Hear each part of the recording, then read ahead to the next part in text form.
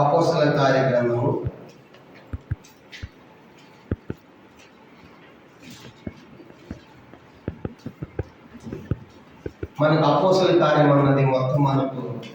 28 అధ్యాయాలు కలిగిన పుస్తకంగా మనం చూస్తాం. దీన్ని మనం 3 ప్రధాన భాగాలుగా విభజించుకొని ఈ గ్రంథాన్ని మనము ధ్యానం చేస్తున్నాం.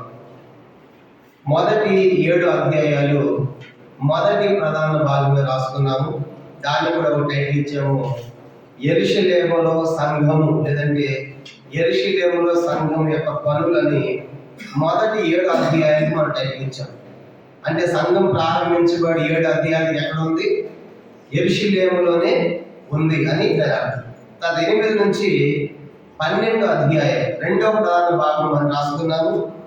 8-12 అధ్యాయం రెండవ ప్రధాన భాగము అది యెరూషలేము దాటి యోదయ సమరయ దేశం దాకా వెళ్ళింది. అంటే యెరూషలేములో 7 అధ్యాయాల్లో యెరూషలేము సంఘం ఇప్పుడు 8వ అధ్యాయం వచ్చినప్పటికీ యోదయ దాటి సమరయ, కనుక యోదయ దాటి సమరయ దాకా వెళ్ళింది. అందుకే రెండవ ప్రధాన భాగానికి యోదయ సమరయ దేశాల్లో సంఘము అని టైం తెచ్చుకున్నాము.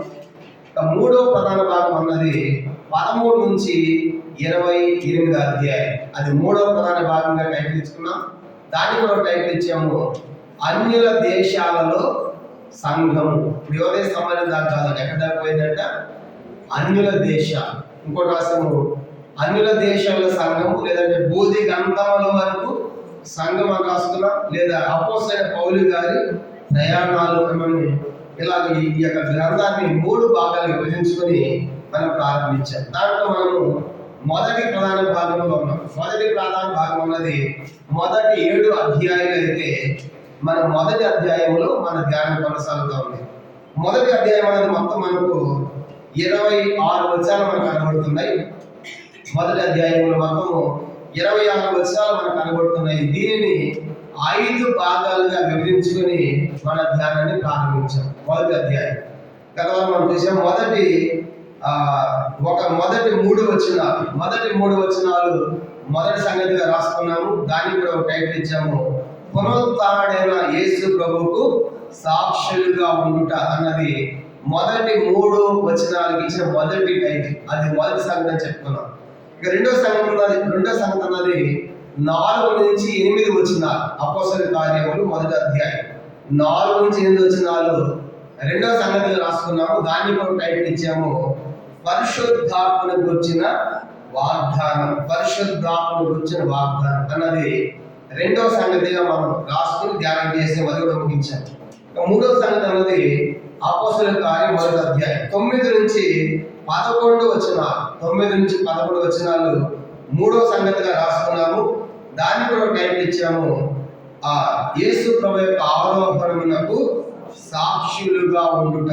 అంటే యేసు వారు అందరూ చూస్తూ ఉండగా ఆయన పరలోకం వెళ్ళిపోయారు. అందుకే 9 నుంచి 11 వచనాలు మూడో సంగతిగా రాసుకున్నాము, యేసు ప్రభు యొక్క ఆరోహణమునకు సాక్షులుగా ఉండుట అన్నది మూడో సంగతి కూడా మనం ధ్యానం చేసి అయిపోయింది. 4వ సంగతి అన్నది 12 నుంచి 14 వచనాలు, అపోస్తలుల కార్యం మొదటి అధ్యాయము 12 నుంచి 14 వచనాలు 4వ సంగతిగా మనం రాసుకున్నాం. దానికి కూడా టైటిల్ ఇచ్చాము, శిష్యులు యెరూషలేముకు వెళ్ళుట ప్రార్థనలో ఉండుట అని మనం ధ్యానం అని టైటిల్ ఇచ్చాం. శిష్యులు యెరూషలేముకు వెళ్ళుట ప్రార్థనలో ఉండుట అని మనం టైటిల్ ఇచ్చి అంతవరకు మన ధ్యానం ముగిసింది. ఇప్పుడు 4 సంగతులు మనం ముగించాం. ఇప్పుడు 5వ సంగతి అంతేగా 15 నుంచి 26 వచనాలు, అపోస్తలుల కార్యములు మొదటి అధ్యాయము 15 నుంచి 26 వచనాలు.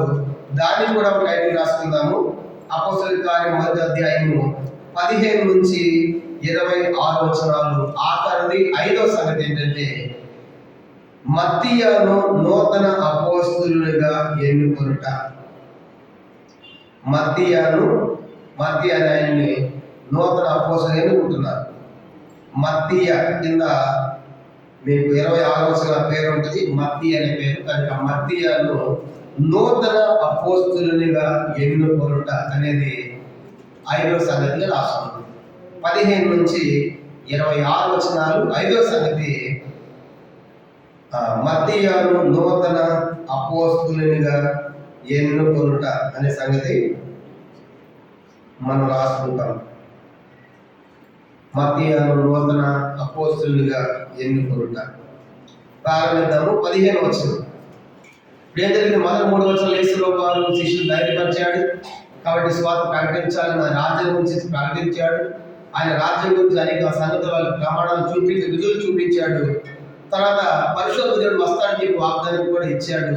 అలా ఇచ్చిన తర్వాత వాళ్ళందరూ చూస్తుంటే ఆయన ఏమైపోయాడు? ఆరోహణమయ్యి వెళ్ళిపోయాడని చూసాము. వెళ్ళిపోయిన తర్వాత శిష్యులు ఆ యెరూషలేములో ఒలీవల కొండ దగ్గర నుంచి అక్కడికి వెళ్ళారంటే మళ్ళీ తిరిగి యెరూషలేము పట్టణానికి ఏం చేస్తారు? వాళ్ళు ప్రార్థనలో ఉంటున్నారు. ఎంతమంది ఉన్నారంటే 15వ వచనం. అపోస్తలుల కార్యములు 1వ అధ్యాయం 15వ వచనం. ఆ కాలమందు ఇంచుమించు 150 మంది సహోదరులు కూడి ఉండగా పేతురు వారి మధ్య నిలిచి ఇట్లా నేను.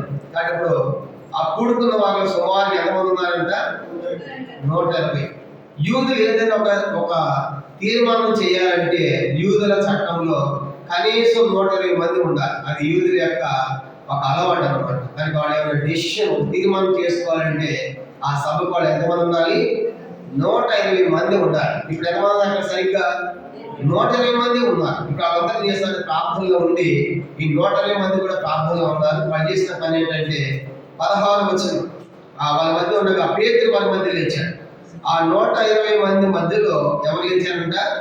పేతురు లేచాడు. పేతురు పెద్దవాడు, అపోస్తలుల్లో పెద్దవాడు కాబట్టి పేతురు లేచి ఇప్పుడు అంటున్నాడు 16వ వచనం. సహోదరులారా, యేసును పట్టుకొనిన వారికి త్రోవ చూపిన యోధాను గురించి పరిశుద్ధాత్మ దావీదు ద్వారా పూర్వం పలికిన లేఖనము నెరవేరవలసి ఉండెను. అతను మనలో ఒకటిగా ఎంచబడిన వాడ ఈ పరిచర్యలో పాల్గొందారు. ఈ యోధ ద్రోహం వల్ల సంపాదించిన లోకల నుంచి ఒక పొలము వరిను అతను తలకిందలుగా పడి నడిమికి బద్దలైనందున అతని పేగులన్నీ బయటికి వచ్చాను. ఈ సంగతి యెరూషలేములో కాపురం వారందరికీ తెలియవచ్చాను కనుక వారి భాషలో ఆ పొలం అకేల్ దేమ అనబడి ఉన్నది. దానికి రక్త భూమి అని అర్థం. చాలా గమనించామంటే ఇప్పుడు పేతురు గారు లేచి ఎవరు ప్రస్తావన తీసుకొస్తున్నాడు? యోధ ప్రస్తావన తీసుకొస్తున్నాడు. యోధ ఇప్పుడు ఆల్రెడీ ఏమైపోయాడు? యోధ చనిపోయాడు. శిష్యులు ఎంతమంది ఉన్నారు? మొత్తం ఇప్పుడు 11 మంది ఉన్నారు. అసలు మొత్తము 12 మంది. ప్రారంభంలో 70 మంది. కనుక ఆ లోకాసులు 10 మొదటి వచనంలో ప్రారంభంలో 70 మంది ఉంటారు. యేసు మాట కట్టిన మంది 58 మంది వెనక్కి వెళ్ళిపోయారు. మిగిలిన ఎంతమంది? 12 మంది. ఈ 12 మందిలో కూడా ఇప్పుడు ఒక వ్యక్తి ఒక అతను ఏమైపోయాడు? యోధ చనిపోయాడు. అతని గురించి మాట్లాడుతున్నాడు. ఏమంటాడంటే పేతురు, అయ్యో యోధ తప్పిపోయాడు, కానీ యోధ చనిపోవటం వల్ల తప్పిపోయాడు కనుక ఎక్కడికి వెళ్ళాలో అక్కడికి చేరలేకపోయాడు. అది పరలోక రోజు గమ్యస్థానం చేరలేకపోయాడు అని యోధాను గురించి మాట్లాడుతుంటాడు. కనుక అందుకే ఆ యొక్క శిష్యులందరూ కూడా వెనకాన్ని వేస్తున్నప్పుడు యోహాను సువార్త 6:66లో పేతురు ఒక మాట అంటాడు. అది అందరూ మీరు కూడా వెనక్కి వెళ్ళిపోవాలనుకుంటున్నారా?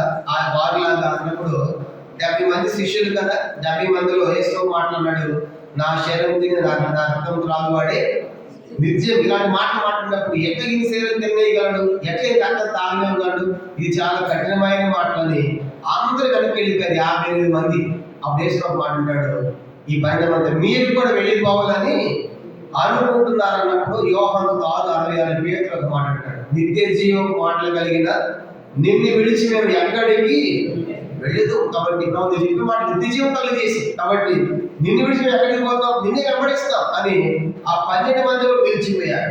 కానీ పేతురుకి ఏం కావాలంటే నిత్య జీవపు మాటలు కావాలి. పేతురుకి ఏం కావాలి? నిత్య జీవపు మాటలు కావాలి. యోధాకి ఏమో మూట కావాలి. చెప్పండి, యోధాకి ఏం కావాలి? అది మనకేం కావాలి చెప్పండి? మనకు కూడా మనం మాట్లాడినాక అందరికి మూటలే కావాలి. కనుక యోధాకు చేసిన పని ఏంటంటే యోధా కూడా మాటలు ఉన్నాడు దేవుని మాటలు, కానీ యోధాకు మనసంతా తెచ్చి మాటలు మీద ఎక్కడుందంట? ఈ 30 వెండి నాణాలు ఈ మూట మీద కనుక ఈయన అప్పగించడానికి 30 వెండి నాణాలు వస్తాయని యోధాకే మనసంతా మూట మీద ఉందని ప్రభువుని అప్పగించాడు. పేతురికే మనసంతా దేవుని యొక్క మాట మీద ఉంది. కాబట్టి అందుకు ఇప్పుడు ఏదో అంటున్నాడు యోధ 16 వచనం, సహోదరులారా, యేసును పట్టుకుని వారి ప్రవక్తలు యోధాను గురించి పరిశుద్ధాత్మ దావీదు ద్వారా పూర్వం పలికిన లేఖనము నెరవేరవలసి ఉండేది. కాబట్టి పరిశుద్ధాత్మ దేవుడు దావీదు గురించి మాట్లాడుతున్నారు. ఇప్పుడు ఇదంతా కూడా ఎందుకు మాట్లాడుతారంటే ఒక నూతన అపోస్తలులను ఎన్నుకోవాలి. యోధా ప్లేస్ ఇప్పుడు వేరే వాళ్ళని ఎన్నుకోబోతున్నారు. ఎన్నుకోబోయే ముందు వాళ్ళు ఏం చేశారు? ప్రార్థన చేశారు. ఏం చేసి ఎన్నుకోబోయే ముందు అంటే మనం కూడా ఏదైనా పని చేయకముందు ఏం చేయాలి? ప్రార్థన చేయాలి. వాళ్ళు ప్రార్థన చేసి పనిలోకి వస్తున్నారు. కాబట్టి ప్రార్థనలో గడిపి కనుక పనిలోకి వస్తున్నారు. ప్రార్థనలో గడిపి వారి పనిలోకి వస్తున్నారు. కాబట్టి ఇప్పుడు యోధాస్థానం గురించి వాళ్ళు ఆలోచిస్తున్నారు. ఇప్పుడు ఏంటంటే వాళ్ళు యోధాస్థానం గురించి వాళ్ళు ఆలోచిస్తూ ఉన్నారు. ఎవరు ఆలోచిస్తున్నారంటే పరిశుద్ధాత్మ దేవుడు దావీదు గారు చెప్పాడు. కాబట్టి మనం గమనించామంటే యేసు ప్రభువు కూడా అంటాడు కనుక ఒక మాట కీర్తన 41 చూడండి. దావీదు ఏమని చెప్పాడు యోధాను గురించి? 41వ కీర్తన దావీదు పలికాడు యోధాను గురించి. ఇప్పుడు అన్నాడు కదా, పేతురు ఏమంటున్నాడు? యోధాను గురించి ఎవరు మాట్లాడాడంట? మన పితరుడైన దావీదు ఎవరు మాట్లాడాడు? 41వ కీర్తన 41 చూడండి 9వ వచనం. 41వ కీర్తన 9వ వచనం అందరం కలిసి చదువుదాం. కీర్తన 41 9వ వచనం. నేను నమ్ముకుని నా విహితుడు నా యొక్క బోధన చేసిన వాడు నన్ను తన్నుటకై తన మడిమను నాతో బోధ చేసిన వాడే, నాతో ఉన్నవాడే, నన్ను అప్పగించాడు, నన్ను మడవెత్తాడంటే ఇది యోధాల గురించే దావీదు చెప్పాడు. కానీ మన పెట్టాడు దావీదు పలికిన లేఖనాలు నెరవేరవలసి ఉన్నాయి. కానీ దావీదు చెప్పాడు కదా కీర్తనలో. కనుక కీర్తనలు ఉన్నాయా? కనుక అన్నప్పుడు కీర్తనలు చెప్పాడు, దావీదు చెప్పాడు మన పెట్టాడు. కనుక యేసు నమ్ముకున్నాడు, ఆయనతో బోధ చేశాడు. అందుకే యోహాను సువార్త 13వ అధ్యాయం 27వ వచనంలో వాడు ఆ మొక్క పుచ్చుకొనగానే సాతాను వానిలో ప్రవేశించాడు. యోహాను సువార్త 13:30 వెంటనే వాడు బయటికి వెళ్ళినప్పుడు రాత్రి వేళ రాయబడింది. కాబట్టి ఆయనతో భోజనం కూర్చున్న వాడు ఆయన అప్పగించాడు. వాళ్ళందరూ కూర్చొని యేసు ముందే చెప్పాడు, మీలో ఒకరిని అప్పగిస్తాడన్నప్పుడు అందరూ కూడా ప్రభా నేనా నేనా అని అందరూ అంటా ఉంటే యోధా దగ్గర కూర్చొని యోధా అన్నాడు నేనా అన్నాను అనే ప్రభు అన్నాడు నీవు అన్నట్టే అన్నాడు. కనుక అనగానే అప్పుడు యోధా గ్రహించుకోలేకపోయాడు. నువ్వే నీవు అన్నట్టే అంటే నువ్వే అన్నాడు. మీలో ఒకరు సాతాను అన్నాడు, మీలో ఒకరు అపవిత్రుడు అన్నాడు, మీలో ఒక ద్రోహి అన్నాడు. ఇవన్నీ యోధకు చెప్పడం మాటలు. కాబట్టి ఇన్ని సంగతులు యోధకు ముందే హెచ్చరికలు వచ్చినాయి. కనుక అపేక్ష ప్రభు స్వయంగా కూడా చెప్పాడు. కానీ వాడు బయటకు వెళ్ళిపోయాడు, మొక్క తీసుకున్నది రాత్రి వేళ. ఇప్పుడు అదే అంటే దావీదు అంటాడు, పేతురు అంటాడు ప్రార్థన తర్వాత దావీదు చెప్పాడు అవన్నీ నెరవేరుతున్నాయి. దావీదు చెప్పి నెరవేరుతాయి. కానీ దావీదు ఏమి చెప్పాడు? నాతో కలిసి భోజనం చేసుకున్నాడు అప్పగిస్తానని చెప్పాడు కదా. అలాగో యేసు కూడా చెప్తాడు నా గురించి కీర్తన గ్రంథంలో రాయబడింది. కీర్తనలో మోషే కీర్తనలో కూడా నా గురించి రాశారు యేసు స్వయంగా చెప్పాడు. చూడండి లూకాసు వార్త 24వ అధ్యాయం. కీర్తన గ్రంథాల్లో కూడా యేసు బాబు చెప్పి మాట్లాడిందంటే నా గురించి నేను వస్తాననే సంగతులు పాత నిబంధనలో కీర్తన గ్రంథాలు కూడా ముందు చెప్పారు కదా. అలాగే జరుగుతున్నాయి. లూకాసు వార్త 24వ అధ్యాయము 44వ వచనం. లూకాసు వార్త 24వ అధ్యాయము 44 చదువుదాము. 44 చూడండి. అంతటా ఆయన మోషే ధర్మశాస్త్రంలోను ప్రవక్తల గ్రంథములోను కీర్తనలో నన్ను గురించి రాయబడి నెరవేరవలెనని నేను మీ వద్ద బట్ నా గురించి రాశారు కీర్తనలో. కాబట్టి కీర్తనలు రాశారు, మోషే ధర్మశాస్త్రం రాశారు. కాబట్టి అవన్నీ కూడా నెరవేరాలి. కానీ ముందుగానే రాయబడి కదా, దావీదు రాశారు కదా. కాబట్టి అలా దావీదు రాసినట్టుగా ఒకడు అప్పగిస్తాడు కనుక అని ప్రభువు చెప్పాడు. కనుక ఇవన్నీ కూడా ఇప్పుడు యోధ అప్పగిస్తున్నప్పుడు కూడా ముందుగానే చెప్పబడ్డాయి. కానీ ముందుగానే నెరవేరాలని సాగుతున్నాయి. కాబట్టి యోధ దాన్ని నెరవేరుస్తాడని మాట మనం చూస్తాం. అలా పేతురు గారు ఇప్పుడు తిరిగి లేచిన తర్వాత వాళ్ళు ఇప్పుడు దేవుని యొక్క రాజ్యం ప్రకటించాలంటే ఒకరిని ఎన్నుకోవాలంటే కనీసం ఎంతమంది ఉండాలి? యూదులకి 120 మంది ఉండాలి. ఎన్నుకోవాలంటే కనీసం ఒక వ్యక్తి ఎన్నుకోవాలంటే యూదుల్లో కనీసం 120 మంది ఉండాలి. కానీ ఇప్పుడు 120 మంది ఉన్నారు కాబట్టి ఎవరు ఎన్నుకోబోతున్నారు? ఇప్పుడు ఒక నూతన ఎన్నుకోబోయే మంది ఏం చేస్తున్నారు? యోధా గురించి ఆలోచిస్తున్నారు. యోధా గురించి ఇలా జరిగింది, యోధా ద్రోహం వల్ల ఇలా చేశాడు. కానీ దావీదు చెప్పినట్లుగానే నెరవేరవలసి ఉండేను. అలా నెరవేరింది. 17వ వచనం అపోస్తలుల కార్యం 1వ అధ్యాయం 17 చూడండి. 17 ఈ యోధ ద్రోహం వల్ల సంపాదించే ద్రోహాల నుంచి ఒక ఫలము కొని అతడు తలకిందులుగా పడి నడిమికి బద్దలైన అతని పేగులన్నీ బయటికి వచ్చాయి. యోధ ద్రోహం వల్ల సంపాదించి, ద్రోహం చేయడం అంటే కనుక చూడండి రాజద్రోహం అంటారు, దేశ ద్రోహం అంటారు, అంటే రాజు దగ్గర ఉంటా, రాజు ఉప్పు తింటా, రాజుకి అసలు పెట్టారనుకోండి, దాన్ని ఏమంటారు? రాజద్రోహం. ఎంత ద్రోహిలా ఆయన దగ్గర తింటా ఆయనే చంపాలనుకుంటావు, ఆ సంగతి రాజు తెలిసింది అనుకోండి. రాజద్రోహానికి, దేశద్రోహానికి వచ్చే కేసులకి క్షమాపణ ఉండదు. ఏం చేస్తారు వాళ్ళు? ఉరికి. ఈ దేశంలో ఉన్న మన దేశ సమాచారాన్ని వేరే దేశానికి అందించేవాళ్ళు దాన్ని ఏమంటారు? దేశద్రోహం. ఈ దేశంలో పుట్టి ఈ దేశంలో తింటా, ఇక్కడ సమాచారం శత్రువులకు అందిస్తాము కాబట్టి వాడు ఉరి తీయటాడు దేశం అంతా. కాబట్టి రాజద్రోహము, దేశద్రోహం. యోధా గురించి కూడా ఏమంటాడంటే ద్రోహం చేశాడు యేసువారు. ఎవరు ద్రోహం చేశాడంటే యోధా యేసుప్రభు వారు. ఆయనతో తిని, ఆయనతో ఉండి, ఆయన పక్కన ఉండి ఆయన అప్పగించడం అంటే ద్రోహం కదా. ఎందుకు ద్రోహం చేశాడంటే ఆ మూట కోసం, ఆ 30 వెన్నాల కోసం అలా చేసిందంటే ఆయన లోపల ద్వారా సంపాదించే పొలము అన్నాడు. ఆ తల కింద కాబట్టి అడవికి బద్దలను అతని పేగులన్నీ బయటికి వచ్చింది. కాబట్టి యోధా చేసిన పని ఏంటంటే మనలో ఒకటిగా ఎంచబడ్డాడు. 17లో చూడండి, ఎంచబడి మనతో కలిసి ఉండలేకపోయాడు. ఈ పరిచర్లో ఉండి ద్రోహి అయ్యాడు, దేవుని పనిలో ఉండి ద్రోహి అయ్యాడు అని వాళ్ళ గురించి మాట్లాడుకుంటున్నారు. కాబట్టి అయ్యో 17లో మనలో ఒకటిగా ఉండవలసిన వాడు కనుక ఏమైపోయాడు? ఈ పరిచయం పోగొట్టుకున్నాడు, ద్రోహి అయిపోయాడు. చివరికి గమనించామంటే ఏం జరిగింది? అతని పొలం మీద, అతని పేరు మీద ఒక పొలం కొన్నారంట. చూడండి 19. ఈ సంగతి దర్శనంలో కాపుర ఒక 18లోని ఒక పొలము కొనేరు. ఇప్పుడు యోధా చనిపోయిన తర్వాత ఏం చేశాడు? యోధా చేసిన పని ఏంటంటే చనిపోకుండా దేశం అప్పగించిన తర్వాత ఆ 30 వెంటనే తీసుకుని మళ్ళీ ఎక్కడికి వెళ్ళాడు?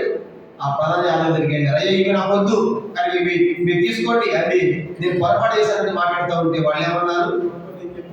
కనుక నువ్వు బ్యాగ్ కుదుర్చుకున్నావు, 30 ఎకరాలు ఇచ్చావు, మాకు సంబంధము లేదన్నప్పుడు ఏం చేశాడు? అక్కడ దేవాలయంలో పారేసి. మత్తయి సువార్త 27వ అధ్యాయం. మత్తయి సువార్త 27వ అధ్యాయం. మత్తయి సువార్త 27వ అధ్యాయం 3 నుంచి మనం చూసామంటే వాళ్ళ దగ్గరికి వెళ్ళాడు. మళ్ళీ 30 వెన్నాలు పట్టుకుని వెళ్ళి నా పొద్దు మీరు తీసుకోండి అని చెప్పి మాట్లాడుతాడు. 27వ అధ్యాయం మత్తయి సువార్త 27వ అధ్యాయం 3 నుంచి. అప్పుడు ఆయన అప్పగించిన యోధా ఆయన శిక్ష విధేయం పడగా చూచి పశ్చాత్తాపడి ఆ 30 వెన్నాలు ప్రధాన యాజకులందరూ పెద్దలందరూ మరలా తెచ్చి నేను నిరపరాధ రక్తం అప్పగించి పాపం చేసిందని చెప్పాను. వారు దానితో మాకేమి, నీవే చూసుకొని చెప్పగా అతను ఆ వెండి నాణ్యములు దేవాలయంలో పారవేసి పోయి ఉరిపెట్టుకొని ప్రధాన యాజకులు ఆ వెండి నాణ్యములు తీసుకొని ఇవి రక్త త్రైధము కనుక వీటిని కారుకి పెట్టెలో వేయకూడదు అని చెప్పుకున్నారు. కాబట్టి వారు ఆలోచన చేసి వాటినిచ్చి పరదేశం పాతిపెట్టుకు కుమ్మరి వారి పొలము కొనిది. అందువల్ల నేటి వరకు ఆ పొలము రక్తపు పొలం అనబడుతున్నారు. ఇప్పుడు పొలం కొన్నారు ఎవరి డబ్బుతో? ఎవరి డబ్బుతో పొలం కొన్నారు? యోధా డబ్బుతో కొన్నారు. ఆ డబ్బు ఎక్కడ వచ్చింది? రక్తం. ఒక నిరపరాధిని అప్పగించి చంపడానికి అప్పగించిన దాన్ని బట్టి వచ్చే డబ్బు కనుక. కానీ ఇప్పుడు యోధా పారవేసిన ఈ దేవాలయం వేయకూడదు, ఇవి రక్తం. కానీ ఒక వ్యక్తి ప్రాణాలు అప్పగించింది కాబట్టి కానిపెట్టి వేద్దని చెప్పేసి ప్రధాన యాజకులు ఒక పొలం కొన్నామన్నారు. పొలం అంటే రిజిస్ట్రేషన్ ఎవరి పేరు మీద చేయాలి? డబ్బు ఎవరిది? యోధాది. మా యోధా పేరు మీద అయ్యి ఉన్న రిజిస్ట్రేషన్ కనుక మా పేరు మీద కలిగిన రక్తం వయసును సంపాదించి అప్పగించిన డబ్బు కాబట్టి ఆయన పేరు మీద అయి ఉంటుంది. కనుక అది ఎవరు కూడా ఉంటలే, ఎవరి వీటి వచ్చేవారు అది ఒక శ్మశాన భూమిగా కనుక ఎవరికంటే అది పరదేశం పాతి పెట్టడానికి అది వినియోగించారు. అలా మన మూట కోసం పోయి చేసిన పని అది యోధా. అలా వాళ్ళు చనిపోయాడు. కనుక చనిపోయి దాని గురించి వీళ్ళు మాట్లాడుతున్నారు. ఇంకేమంటున్నారు? మన అపోస్తల కార్యములు 1వ అధ్యాయం 19వ వచనం. అపోస్తల కార్యం 1వ అధ్యాయం 19వ వచనం. ఈ సంగతి యెరూషలేములో కాపున వారందరికీ తెలియవచ్చిన కనుక వారి భాషలో ఆ పొలం అఖిలదేమ అనబడింది, అనగా దానికి రక్త భూమి అని అర్థం. ఇందుకు ప్రమాణంగా అతని ఇల్లు పాడైపోను గాక, దాన్ని ఎవరు కాపు ఉండకపోను గాక, అతని ఉద్యోగం వేరుబడి తీసుకున్నగా కానీ కీర్తన గ్రంథంలో రాయబడి ఉన్నది. దాని రాసి కూడా అతని ఇల్లు పాడవుతుంది, దానిలో ఎవడ ఉండడు. యోధా గురించి తర్వాత అతని ఉద్యోగం వేరొకటి తీసుకున్నాడు. కీర్తన గ్రంథంలో మన పెద్ద దావీదు రాశాడు ఎక్కడ? కీర్తన 69వ కీర్తన చూడండి. 69వ కీర్తన 25వ వచనం. కీర్తన 69 కీర్తన 69 25 చదువుదాం. 69వ కీర్తన 25వ వచనం. వారి పాలెము వాడవును గాక, వారి గుడారములలో ఎవడును ఉండకపోను గాక. కాబట్టి వాడు నివసించే పాలెం, ఇల్లు పాడైపోతుంది.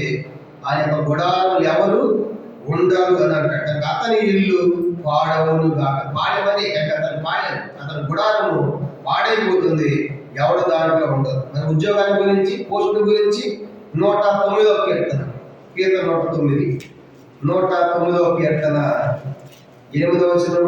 కీర్తన 109, 109వ కీర్తన 8వ వచనంలో రాశాడు దావీదు. కనుక ఇవన్నీ కూడా దావీదు ఉంటే దావీదు నెరవేరవలసి ఉంది. కీర్తన 109 మనం గమనించామంటే చూడండి 8వ వచనం. వారి జీవిత దినములు కొద్ది వగులు గాక. 109వ కీర్తన 8వ వచనం. వారి జీవిత దినములు కొద్ది వగులు గాక, వారి ఉద్యోగములు వేరొకడు తీసుకొనును గాక. కాబట్టి అతను కొద్ది కాలం ఉంటాడు కనుక అతను ఉద్యోగుడు వేరొకడికి వెళ్ళిపోతాడు. ఇవన్నీ కూడా దావీదు కీర్తనలో రాశాడు. ఎవరి గురించి? ప్రధాన గురించి. కాబట్టి అతని ఇల్లు, అతని పాలెం పాడైపోతుంది, దాంట్లో ఎవరు ఉంటాడు రాశాడు. అతని ఉద్యోగం మరొకరు తీసుకుంటాడు, వేరొకరు వెళ్తుంది. వారి జీవితాలు కొద్ది అవుతాయి అనేటువంటి ఇవన్నీ కూడా దావీదు రాసిన మాటలు వారు జ్ఞాపకం చేసుకుంటున్నారు. ఇప్పుడు వాళ్ళ కీర్తన గ్రంథం ఇవన్నీ కూడా ధ్యానం చేస్తున్నారంటే వాళ్ళ మీటింగ్ ఎట్లా ఉందంటే విశ్వాసుల మీటింగ్ లాగా ఉంది. వాళ్ళ మీటింగ్ ఎట్లా ఉంది? విశ్వాసం. వాక్యం మీద తలపోసుకుంటున్నారు. దానికి ఏమని చెప్పాడు? ఇలా చెప్పాడు కదని వాళ్ళు కూర్చుని ఏం చేస్తున్నారు? విశ్వాసులాగా వాక్య ప్రకారం వాళ్ళ మీటింగ్ ఉంది. వాళ్ళ మీటింగ్ అంటే ఎట్లా ఉంది? వాక్య ప్రకారం. మనం కూడా చేయాలనుకుంటే మన మీటింగ్ ఎట్లా ఉంటుంది? విన్నావా? దానికి ఏం పోరా, ఏం చేయాలి, దానికి ఇవంటే మన మీటింగ్ కదా, అది మన మీటింగ్. 10 మంది చెప్పి వాళ్ళ మీటింగ్ అవి కాదు, తినే తాగి పట్టుకునే కాదు. కనుక వాక్యానుసారంగా ఈ యోగా గురించి చెప్పేది కాదు, అలా జరిగింది కానీ ఇలా జరిగింది అని చెప్పేసి అతని ఉద్యోగం గురించి, తర్వాత అతని ఇల్లు గురించి తర్వాత గమనించండి. అలాగా వాళ్ళ మీటింగ్ అంతా చూడండి ఒక విశ్వాసుల మీటింగ్ లాగా చక్కగా ఎంత వాక్యానుసారంగా వాళ్ళు కూడుకుని కనుక సమస్యను పరిష్కారం చేసుకుంటున్నారు మనకు అర్థమవుతా ఉంది. కాబట్టి విశ్వాసుల మీటింగ్ కనుక సమస్యల గురించి వాక్య ప్రకారంగా వాళ్ళు ఈ యొక్క మీటింగ్ వారు కలిగేటట్టుగా మనం చూస్తాం. అందుకే మనకు కూడా అలాంటి మీటింగ్ ఎంత బాగుంటుంది కనుక అది చూస్తాం. అలాగే దావీదు చెప్పిన లేఖనాలు వాళ్ళు జ్ఞాపకం చేసుకుంటున్నారు. ఇంకా ఎంతమంది ఉన్నారు అక్కడ? 108 మంది. మాట్లాడుతుంది ఎవరు? పేతురు గారు లేచి ఈ విషయాలన్నీ కూడా వాళ్ళతో మాట్లాడుతున్నారు. 21వ వచనం. అపోస్తలుల కార్యం 1వ అధ్యాయము 21. కాబట్టి యోహాను బాప్తిస్మమిచ్చేది మొదలుకొని ప్రభు అయిన యేసు మన అందరి నుండి పరమునకు చేర్చుకొనబడిన దినం వరకు ఆయన మన మధ్య సంచరించున్న కాలమంతయు మనతో కలిసిన వీరులు ఒకడు మనతో కూడా ఆయన పునరుత్థానం సాక్ష్యముట ఆవశ్యకమని చెప్పాను. కనుక తర్వాత అయ్యో వాళ్ళు వాక్యానుసారంగా నియమించాలనుకుంటున్నారు కనుక వాళ్ళ మీటింగ్ అంతా కూడా వాక్యానుసారంగా.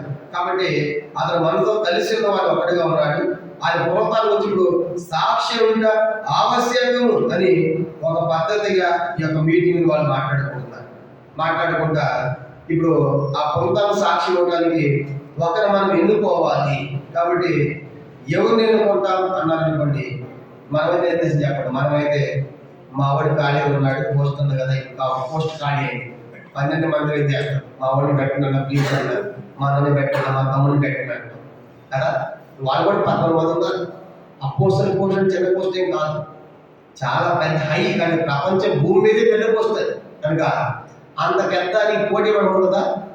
ఇతరుల సంఘం పెద్దలు పెట్టకపోతేనే ఊరుకోవట్లేదు, పోటీ కొడుతున్నారు. నేను పెద్దలు ఉండాలి, నేను పెద్దలు ఉండాలి కనుక టిప్పులు పడి కొట్టుకుంటారు, కేసులు అయ్యాయి. ఇదే ప్రస్తుతం గమనించామంటే దీనికంటే పెద్ద పోస్ట్ 12 మందిలో ఖాళీ అయిపోయాడు. ఎవరికి పెడదాం అంటే అంటే మాట్లాడేది అని మామూలు పెడదాం, మా తమ్ముడు పెడదాం అన్న ప్లీజ్ అన్న మరి వాళ్ళు చూసుకుందాం అక్క ఇట్లాంటివి ఉంటాయి కదా అని. ఇప్పుడు అక్కడది అన్నం తమ్ముడు పెట్టే మీటింగ్ కాదని వాళ్ళ మీటింగ్ ఎట్లా ఉంది, ప్రార్థనలో గడిపి అవన్నీ ఆలోచిస్తా కనుక ఆలోచిస్తా. కానీ ఇది ఎందుకంటే ఈ 12 మంది ద్వారా సుమారు ఎక్కడ వెళ్ళాలి, ప్రపంచం అంతటికి వెళ్ళాలి. కాబట్టి దాంట్లో మీటింగ్లో అపోసలుగా ఉండి పేరు నియమైతే ఉపయోగం లేదు. పని చేసేవాడు కావాలి, ప్రాణం పెట్టేవాడు కావాలి, అది ఆ మీటింగ్ కనుక. అదే పని చేయాలి, ఆ తర్వాత ప్రాణం కూడా పెట్టాలి, అది అపోసలు పని కనుక.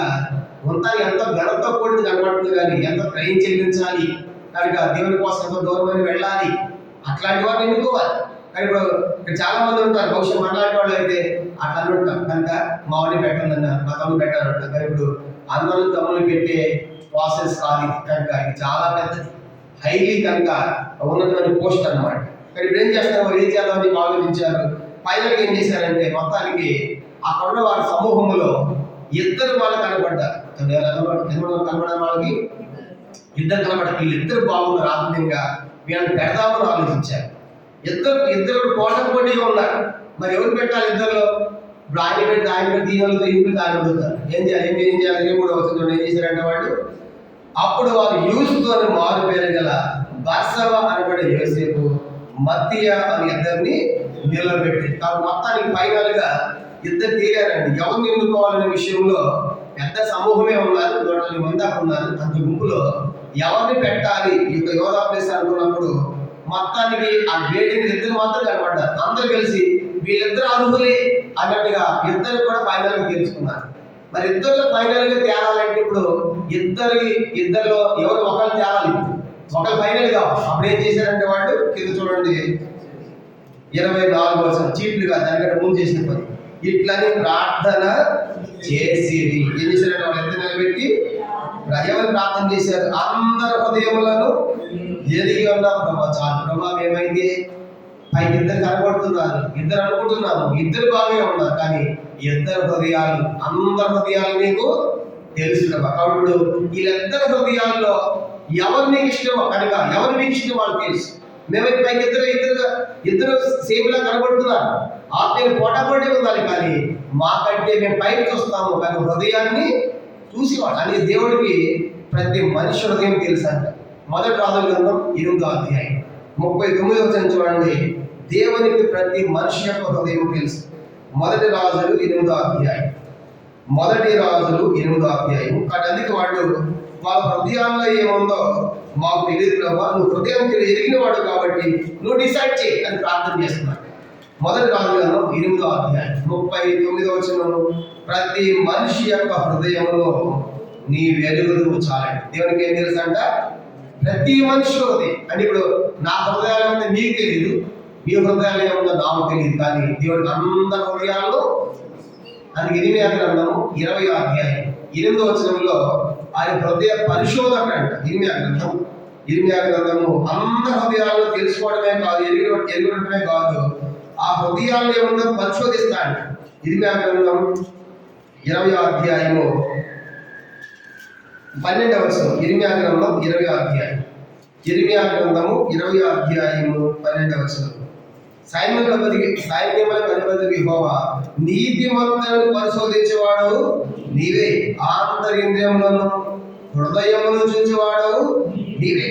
ఆంతర్యం చూస్తాం, లోపల చూస్తాం, హృదయం చూస్తాం, నీకు తెలుసా. కాబట్టి ఆయన హృదయాన్ని హృదయాన్ని ఎరగటమే కాదు, కానీ అందరి హృదయం ఎరగటమే కాదు, అందరి హృదయాలు ఏముందో ఆయన చూస్తాడు. ఇరిమియా గ్రంథం 12వ అధ్యాయం 3వ ఇరిమియా 12:3 యెహోవా, నీవు నన్ను ఎరిగి ఉన్నావు, నన్ను చూచుచున్నావు, నా హృదయం నీ పట్ల ఎట్లా నీవు శోధించుచున్నావు. ప్రభా, నా హృదయం నీకు తెలుసయ్యా, కనుక నా హృదయాన్ని ఎరిగి ఉన్నావు, నా హృదయం పట్ల తెలుసు, కానీ మన హృదయాన్ని తెలుసు, హృదయం ఆంతర్యంలో సంగతి తెలుసు. కాబట్టి అందుకే యోహాను 2:4 ఏమన్నాడు యేసు గురించి, ఆ యేసు అందరినీ ఎరిగిన వాడు, ఎవరును ఆయనకి మనిషి యొక్క ఆంతర్యం సాక్షిగా అక్కర్లేదు అంటాడు. యోహాను 2:4 యేసు అందరిని ఎరిగిన వాడు, అందరి హృదయాలు తెలుసుకున్నవాడు, అందరి పరిశోధించేవాడు. అది ఇప్పుడు అడిగేసారంటే మేము పైకి పెట్టాము ప్రభా, వాడు ప్రార్థన అంటే ఎవరు ప్రార్థన చేసిన వాడు 24 అందరి హృదయములను ఎదిగిన ప్రభువా అని ఏ హృదయాల్లో నీకు తెలుసు. కాబట్టి ఇప్పుడు వీళ్ళిద్దరిలో ఆ 12 మందితో ఎవరు ఎన్నుకుంటావో 12వ వాడిగా అది ఆ చేతిలో పెట్టారు. అందరు హృదయాలు తెలుసు, ప్రార్థన చేశారు. ఆ తర్వాత చూడండి ఏం జరిగింది. 25వ యోధ 25 తన చోటుకి పోవటం యోధ తప్పిపోయి పోగొట్టుకొని ఈ పరిచర్యలోను అపోస్తలత్వమును పాలు పొందుటకు వీరిద్దరిలో నీవు ఏర్పరచుకున్న వారిని కనపరిచేవారిని, అది మొట్టమొదటి ప్రార్థన చేశారు. ప్రభా ఇద్దరు నిలబెట్టి అందరి హృదయాలు తెలుసు ప్రభా, వీళ్ళిద్దరు హృదయాలు తెలుసు నీకు కనుక మా మనుషుని యొక్క ఆంతర్యాన్ని పరిశోధించేవాడు కాబట్టి నువ్వు డిసైడ్ చేయండి ప్రార్థన చేశారు. కానీ యోధ గురించి ఏమన్నా ఏమన్నా యోధ చనిపోవడం కాకుండా యోధ తన చోటికి పోవటకు తప్పిపోయి కనుక యోధ చనిపోవడం తప్పిపోయాడు. కాబట్టి ఎంత భయంకరమైన మాట. యోధను దేవుడు ఎన్నుకున్నాడు కానీ యోధ ఏమైపోయాడంట తప్పిపోయాడు. కనుక యోధ ఎన్నుకొనబడిన వాడే కనుక తప్పిపోయాడు. మనం కూడా ఇక్కడ ఒక పాఠం నేర్చుకోవాలి. మనం కూడా ఎన్నుకున్న తర్వాత తప్పిపోయామనుకో దేవుడు మన ప్లేస్లో ఎవరినైనా ఆయన పెట్టడానికి ఆయన సమర్థుడు. యోధ తొలగించి ఎవరు పెడుతున్నారు? మత్తయిని పెడుతున్నారు. వస్తిని తొలగించి ఎవరు పెట్టాడు? ఎస్తేర్ని పెట్టాడు. సౌలు తొలగించి ఎవరు పెట్టాడు? దావీదుని పెట్టాడు. కనుక ఒకసారి ఏది ప్రార్థన చేస్తాడు, ప్రభా నీ కోసం నేను ఒక్కడే నిలిచేదాను అంటే నీవు ఈ బయలుదేవతలు మొక్కకుండా నేను ఒక్కడే నీ కోసం నిలిచున్నాను అని ఏది ప్రార్థన చేస్తే దేవుడు ఏమంటాడు తెలుసా? ఏడి అని ఒక్కడుకుంటున్నావు, నాకు మొక్కని బయలుకి మొక్కని వాళ్ళు 7,000 మంది ఉన్నారు. చూసారా? అంటే మనం ఏం తెచ్చుకోవాలంటే దేవుడు మనకి ఇచ్చిన బాధ్యత, మనకి ఇచ్చిన పరిచర్య, మనకి ఇచ్చిన పని నమ్మకంగా చేయకపోతే మనం తొలగించి వేరే వాళ్ళు అయినా పెడతాడు. అది ఏ పరిచర్య అయినా కాబట్టి. కనుక దేవుడు మనలో చేసి మనం ఏ పరిచర్య కావచ్చు, దానికి బోధించేది, మొదలుగా ఊడ్చేది, వడ్డించేది, సండే స్కూల్ అన్ని పరిచర్య మొదలు దేవుడు నీకు ఏ పరిచర్య ఇచ్చాడో అది నమ్మకంగా చేయకపోతే దాన్ని తొలగించి వేరే వాళ్ళని ఆ స్థానం కోసం ఎన్నుకోవడానికి ఏమాత్రం సందేహించాడు. చూసి అంతగా తప్పొస్తే యోధైపు తప్పిపోయాడు, యోధై పోగొట్టుకున్నాడు. ఇప్పుడు యోధా స్థానంలో వేరే వాళ్ళు వెళ్తున్నారు. దేవుడు తన పని కొనసాగాలి అనుకుంటాం, నేను లేకపోతే దేవుడి పని జరగదు అనుకుంటాం. కనుక ఎప్పుడు కూడా అనుకుంటాను. కనుక నేను లేకపోతే కూడా నడుస్తూనే ఉంటాను. కానీ దేవుడి పని దేవుడు ఎవరితోనే పని చేసుకుంటాడు. చూడండి, యోధాను ఏలే చెప్పి ఏలియాను పోయి కెలుగు వాగ్దాన్ని వెళ్ళిపోన్నాడు. మనకు ఆహారం పెట్టాను వెళ్ళిపోయి చెప్తాక వెళ్ళిపోన్నాడు. అక్కడ కెలుగు వాగా నీళ్ళు తాగుతా ఉన్నాడు. మరి ఆహారం ఎట్టపోయిందంటే ఆహారం లేదు అని చెప్పి ఎట్టపోయింది? కాకుల ద్వారా. కాకులు ఎప్పుడు ఆహారం ఇస్తాయా? మనం తింటాడు అవి తనుకొని కనుక అక్కడ కాకులు ఇప్పుడు కాకుల రండి అక్కడ వచ్చినాయి అంట, రొట్టె తీసుకుని మాంసం తీసుకోండి, అక్కడ ఏలే కట్టుకోండి. చూసారా? అంటే దేవుడు తన పని కోసం ఎవరినైనా వాడుకుంటాడు. కాకులే వాడుకున్నాడు కనుక తొలగించే. దీన్ని బట్టి మనం ఏం నేర్చుకోవాలంటే దేవుడు మనకిచ్చిన బాధ్యతలు, మనకిచ్చిన పని నమ్మకంగా మనము చేయాలి. ఏమిటి ఇంకొక బాధ్యత ఇచ్చాము, ఎంతమందికి లేదు అన్నిటిలో నాకు ఇచ్చే బాధ్యత అని చెప్పేసి ఒక ధన్యతగా భావించాలి. దేవుని ఇంట్లో చేసే పని వాళ్ళలాగా అనుకుంటానికి ఫీల్ అవ్వాల్సిన పని లేదు. అది ఏ పని ఏంటి సరే ప్రభా నేను ఈ పని నాకు ఇచ్చాం, ఈ బాధ్యత నాకు ఇచ్చా ప్రభా అన్నప్పుడు ప్రభావం విధము బాగా నమ్మకమైన మంచి కొంచెం నమ్మకం కాబట్టి ఎక్కువ మీదలు ఎక్కువ పట్టాలకి అప్పగిస్తాడు. ఇంకా చిన్న దాంట్లో నమ్మకం లేకపోతే దానికి గొప్ప ఎవరిస్తారు మనం.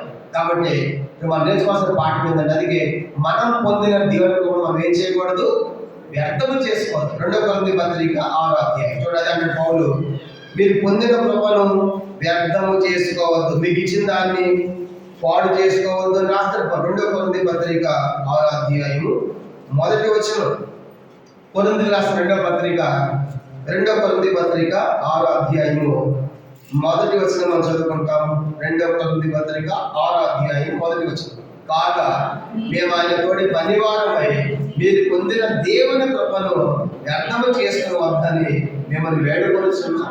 దేవుడు గొప్ప ఇచ్చేయండి కాబట్టి దేవుడు గొప్పతో ఆ పనికి ఇచ్చాడు. కాబట్టి నువ్వు పొందిన కృపను వ్యర్థము చేసుకోవద్దు. కాబట్టి ఇది నేను తప్ప చేసేవాడు లేడనుకోవద్దు. కనుక నేను జరగదు అనుకోవద్దు. కనుక మనకేమవుతుందండి, యోధ లేకపోయినా వేరే వాళ్ళు వస్తున్నారు, వస్తీ లేకపోయినా ఇస్తే వచ్చింది, సౌలు తొలగించి దావీదు వచ్చాడు. అలాగా మనం తొలగించి పడకుండా వీళ్ళు మనకి ఇచ్చిన కృప మనం ఏం చేయాలని కాపాడుకుంటాం. నువ్వు నాకు ఇచ్చాడు, వీళ్ళు నమ్మకంగా చేయాలి ప్రభు నా పని అని మనం అలా నమ్మకం చేసినప్పుడు దేవుని యొక్క దీవెనలు పొందే వాళ్ళు ఉంటాం. కానీ ఇప్పుడు దేవుడు తన పని ఎవరితోనైనా చేయించుకోగలరు. అందుకే ఇప్పుడు యోధా ప్లేస్లో మత్తయ్య భర్త ఇద్దరు పెట్టారు. వాళ్ళిద్దరిని పెట్టారు, మాకైతే పైకి వస్తున్నాం, నువ్వు మాకు హృదయాలు చూసేవాడు, నువ్వు డిసైడ్ చేయండి కానీ అప్పగించారు, ప్రార్థన చేశారు. కానీ యోధా తప్పిపోయాడు, కానీ తొలగించారు. తన చోటు కూడా తప్పిపోయాడు, పోగొట్టుకున్నాడు. ఈ పరిచయంలో నువ్వు కనపరిచారు. అప్పుడు ఏం చేశారంటే అప్పుడు చీట్లు వేశారట. అపోస్తలుల కార్యం 1వ అధ్యాయం. ఈ ప్రార్థన అయిపోయిన తర్వాత ఫైనల్గా అప్పుడు చీట్లు వేశారు. అపోస్తలుల కార్యములు 1వ అధ్యాయము 26వ వచనం. అపోస్తలుల కార్యములు మొదటి అధ్యాయం 26. అంతటి వారు వీళ్ళు గుర్తు చీట్లు వేయగా మత్తయి పేరు చీటి వచ్చింది కనుక అతను 11 మంది అపోస్తలులతో కూడా లెక్కింపబడేను. ఇంత ప్రార్థన చేసి కనుక అప్పుడు చీట్లు వేశారు ఫైనల్ గా. కనుక ఆ చీట్లు ఎవరి పేరు వచ్చిందంట? మత్తయి పేరు వచ్చింది. చీట్లు ఎందుకు వేయాలి? సామెతలలో 16 అధ్యాయం, సామెతలు 16. చీట్లు వేస్తారంట తీర్పు వస్తుందంట. తీర్పు, వివాదం లేకుండా తీర్పు వస్తుంది. సామెతలలో 16 అధ్యాయం 33వ వచనం చూడండి, చివరి వచనం. చీట్లు ఎందుకు వేయాలంటే చీట్ల ద్వారా వివాదం ఉండదు, చీట్ల ద్వారా తీర్పు, దేవుడే తీర్పు తీసినట్టు లెక్క. సామెతలలో 16 అధ్యాయం 33. చీట్లు ఒడిలో వేయకూడదు, వాటి వల్ల తీర్పు యెహోవా. అంటే ఇప్పుడు చీటి వచ్చినట్టు ఏమొచ్చింది? తీర్పు వచ్చింది, జడ్జిమెంట్ వచ్చింది. కనుక ఏమొచ్చింది? జడ్జిమెంట్ ఎవరి పేరు మీద వచ్చింది? ఇప్పుడు మత్తయి పేరు వచ్చింది. వివాదం లేదు, సమస్య లేదు, గొడవ లేదు. కనుక దేవుడే మత్తయిను ఎన్నుకున్నాడు. కానీ ఆ యొక్క చీటి ద్వారా మత్తయి పేరు 12 మంది అపోస్తలులు లెక్కించబడ్డారు. ఇప్పుడు యేసు ప్రభు ఆ 12 మంది ఒకటిగా తప్పిపోయి చనిపోయిన యోధా ప్లేస్ లో ఇప్పుడు ఎవరు వచ్చారంట? మత్తయి వచ్చారు. మత్తయి వచ్చారు. ఇప్పుడు 12 మంది శిష్యులు అయ్యారు. శిష్యులందరూ కూడా 12 మంది. దీంతో మొదటి అధ్యాయం ముగించబడింది. మొదటి అధ్యాయం మొత్తం మనం 5 భాగాలు డివైడ్ చేసాము. మొదటి 3 వచనాలు మొదటి సంగతి ఏమని రాసుకున్నాము? యేసు యొక్క పునరుద్ధారణ సాక్షులుగా ఉండుట. రెండో సంగతి 4 నుంచి 8 వచ్చిన పరిశుద్ధాత్మ గురించిన వాగ్దానం అన్న రెండో సంగతిగా మనం రాసుకున్నాం. మూడవది 9 నుంచి 11 వచ్చిన ఆయన ఆరోహణలకు సాక్షులుగా ఉండుట. నాలుగవది 12 నుంచి 14 వచ్చిన ఎవరు రాస్తున్నాం? దానికి శిష్యులు యెరూషలేము వెళ్ళుట, ప్రార్థనలో ఉండుట. 5వ ఆఖరిది 15 నుంచి 26 వచ్చిన ఎవరు రాస్తున్నాం అంటే నూతన అపోస్తలుగా మత్తయిను ఎన్నుకొనుట. దీంతో మనకి మొదటి అధ్యాయం ముగించబడింది. మొదటి అధ్యాయం 5 సంగతులుగా మనం మొదటి అధ్యాయం ముగించాం. ఇప్పుడు రెండో అధ్యాయం ప్రారంభిద్దాము. 10-15 నిమిషాలు ముగించేస్తా. రెండో అధ్యాయం ఒక సంగతి మాత్రం మనం ధ్యానం చేసి ముగిద్దాం. కానీ దీంతో మనకి మొదటి అధ్యాయం మనకు ముగించబడింది. అపోస్తల కార్యములు ఇప్పుడు రెండో అధ్యాయం మనం ప్రారంభిద్దాం. అపోస్తల కార్యములు రెండో అధ్యాయము మొత్తం మనకి 47 వచనాలు మనకు కనబడుతుంది. రెండో అధ్యాయం మొత్తం మనకి ఎన్ని వచనాలు? 47 వచనాలు మనకు కనబడుతున్నాయి. దీన్ని, ఈ అధ్యాయాన్ని 4 భాగాలుగా విభజించుకొని మన ధ్యానాన్ని ప్రారంభిస్తాం. అపోస్తల కార్యములు చాప్టర్ 2 రెండో అధ్యాయం రాసుకోండి. రెండో అధ్యాయంలో మొత్తం మనకు 47 వచనాలు ఉన్నాయి. ఈ 47 వచనాలు మనము 4 భాగాలుగా మనం విభజించుకుంటాం. దాంట్లో మొదటి 4 వచనాలు మొదటి సంగతి రాసుకుందాం. మొదటి 4 వచనాలు మొదటి సంగతిగా రాసుకుందాం. అపోస్తల కార్యములు రెండో అధ్యాయం మొత్తం 47 వచనాలు. దీన్ని 4 భాగాలుగా విభజించుకున్నాం. దాంట్లో మొదటి 4 వచనాలు మొదటి సంగతి. దానికి ఒక టైటిల్ కూడా రాసుకుందాము: పరిశుద్ధాత్మ బాప్తీస వాగ్దాన నెరవేర్పు. పరిశుద్ధాత్మ బాప్తీస వాగ్దాన నెరవేర్పు అని రాసుకుందాం. పరిశుద్ధాత్మ బాప్తీస వాగ్దాన నెరవేర్పు. పరిశుద్ధాత్మ బాప్తీస వాగ్దాన నెరవేర్పు అన్నది మొదటి 4 వచనాలకి ఇది మొదటి సంగతిగా రాస్తుంది. పరిశుద్ధాత్మ వస్తాన్ని ఎక్కడ వాగ్దానం చేశాడు చెప్పండి? ఈ వాగ్దానం ఇచ్చాడు కదా. మొదటి అధ్యాయం మొదటి 4-8 వచనాలు ఏమని రాసుకున్నాం? మొదటి అధ్యాయం 4-8 వచనాలు పరిశుద్ధాత్మ గురించిన వాగ్దానము అని రాసుకున్నాం. అంటే మీ భవిష్యత్తు పరిశుద్ధాత్మ దేవుడు వస్తాడని చెప్పాడు. ఎక్కడ చెప్పాడు? మొదటి అధ్యాయం 4 నుంచి 8 వచనాలు. ఆ రెండో సంగతి చెప్పాడు కదా. ఆ రెండో సంగతి నెరవేరుతుంది. ఎక్కడ నెరవేరుతుంది? రెండో సంగతి రెండో అధ్యాయం మొదటి సంగతిలో మనకి చూస్తాం. కానీ పరిశుద్ధాత్మ బాప్తీస వాగ్దానం నెరవేరు. ఇప్పుడు అందరూ కూడా రావి చూడండి. మొత్తం ఇప్పుడు ఎంతమంది శిష్యులు అయ్యారు? 12 మంది అయ్యారు. కనుక 12 మంది కూడా కలిసి ఇప్పుడు ప్రార్థనలో ఉన్నారు. రెండో అధ్యాయం మొదటి వచనం. అపోస్తలుల కార్యములు 2:1 చదవండి. పెంతెకోస్తు పండుగ దినం వచ్చినప్పుడు అందరూ ఒక చోట కూడి ఉండేది. కనుక ఏ పండుగ అంటే అది పెంతెకోస్తు అంటే అర్థం ఏంటంటే 50వ దినం అని అర్థం. అందరూ చెప్పండి. పెంతెకోస్తు అంటే పెంతెకోస్తు ఈక్వల్ టు దాని మీనింగ్ ఏంటంటే పెంతెకోస్తు అంటే 50వ దినం. చెప్పండి, ఎన్నో దినం అంటే ఇప్పుడు 50వ దినం. పెంతెకోస్తు అంటే 50వ దినం అని గుర్తుపెట్టుకోవాలి. పెంతెకోస్తు అంటే ఇప్పుడు ఎన్నో దినానికి వచ్చారు వాళ్ళు? 50వ దినాలు. యేసు ప్రభు చనిపోయి తిరిగి లేచిన తర్వాత భూమి మీద ఎన్ని దినాలు ఉన్నాడు? ఎన్ని దినాలు? యేసు సమాధి నుంచి లేచిన తర్వాత ఎన్ని దినాలు భూమి మీద ఉన్నాడు? 3 సంవత్సరాలు అంటారు. మరి దినాచారం చెప్పండి. మొదటి అధ్యాయం 3వ వచనం. మొదటి అధ్యాయం 3వ వచనం. అపోస్తలుల వాక్యము ఒక అధ్యాయానికి మేము చెప్పకపోతే ఎట్లా మర్చిపోతే, ఆయన శ్రమపడిన తర్వాత 4వ దినం వారికి ఆగపోవచ్చు. అంటే భూమి మీద యేసు సమాధి నుంచి లేచిన తర్వాత ఎన్ని దినాలు భూమి మీద ఉన్నాడు? 40 దినాలు ఉన్నాడు. అని చెప్పండి, ఎన్ని దినాలు చెప్పండి? ఇప్పుడు 40 దినాలు ఉన్నాడు. ఇప్పుడు ఎన్ని దినాలకు వచ్చేవాడు? ఈ 10 దినాలు ఏం చేశారు? అర్థమైందా? ఈ 10 దినాలు ఏం చేశారు? ప్రార్థనలో ఉండి అపోస్తలుని ఎన్నుకున్నారు. ప్రభు 40 దినాలు ఆగ్రహం ఉన్నాడు. 40 దినాలు ప్రభు వెళ్ళిపోయాడు. 40 వెళ్ళిపోయిన తర్వాత 50 దినాలకు వచ్చారంటే మొదలు ఎన్ని రోజులు ఉంది? 10 రోజులు. ఈ 10 రోజులు వాళ్ళు చేసిన పని ఏంటి? 10 రోజులు ప్రార్థనలో ఉన్నారు. ప్రార్థన ఉన్న తర్వాత ఏం పని చేస్తున్నారు వాళ్ళు? ప్రార్థనలో ఉండి పని చేశారు. అపోస్తలుని ఎన్నుకున్నారు. అనగా ప్రభుత్వం 40 దినాలు ఉన్నాడు. ప్రభు వెళ్ళిపోయిన తర్వాత 10 దినాలు ప్రార్థనలో ఉన్నారు. ప్రార్థన అయితే ఇప్పుడు అపోస్తలు ఎన్నుకున్నారు. 50వ దినానికి వచ్చారు. ఇప్పుడు యేసు సిలువ ఎన్ని దినాలు? దేశంలో సిలువ ఎన్ని దినాలు? ఇప్పుడు 50 దినాలు. యేసు సిలువ 50 దినం. 50వ దినం యేసు సిలువ వేసిన 50 దినాలు ఉన్నాడు. అందరూ ఒకరు ప్రార్థన చేస్తూ ఉంటారు. ఏం జరిగింది చూడండి. 2వ అధ్యాయము 2వ వచనం. అప్పుడు వేగముగా వీచే బలమైన గాలి వంటి ఒక ధ్వని ఆకాశం నుండి అకస్మాత్తుగా వారి కూడి ఉన్న ఇల్లంతయు నిండేను. కానీ ఏం జరిగిందంటే వాళ్ళంతా 50వ దినం అద్భుతమైన ఎన్ని దినం అంట? 50వ దినమున వాళ్ళంతా కూడి ఉన్నారు. కూడి ఉండగా ఆకాశం నుండి వేగంగా వీచే బలమైన గాలి వంటి ఒక ధ్వని ఆకాశం నుండి అకస్మాత్తుగా దిగిందంట. వారి కూడి నీళ్ళంతా కూడా నిండిందంట. 3వ వచనం. మరియు అగ్ని జ్వాలల వంటి నాలుకలు విభాగింపబడి వారి కనబడి వారు ఒక్కొక్కరి మీద రాళ్ళగా అంటే బలమైన గాలిలో అగ్ని జ్వాలలు 4 వచ్చినాయంట. అగ్ని జ్వాలలు 4 లాగా వచ్చినాయంట. అందరి మీద వాళ్ళదంట. ఇదే పరిశుద్ధాత్మ దేవుడు. ఏంటంటే అది 4వ వచనం. 4 అందరూ పరిశుద్ధాత్మతో నిండిన వారై ఆ ఆత్మ వారికి భాష కలిగించిన వాళ్ళది అన్య భాషలతో మాట్లాడసాగి. కానీ ఇప్పుడు ఆ 12 మంది వేదిక అద్భుతం ఏంటంటే ఒక్కసారి 50 వచ్చినప్పుడు అందరూ ఉన్నప్పుడు ఆకాశం అకస్మాత్తుగా బలమైన గాలి వంటి పెద్ద ధ్వనితో ఒక గాలి వచ్చింది. వాళ్ళ ఇల్లంతా నిండింది.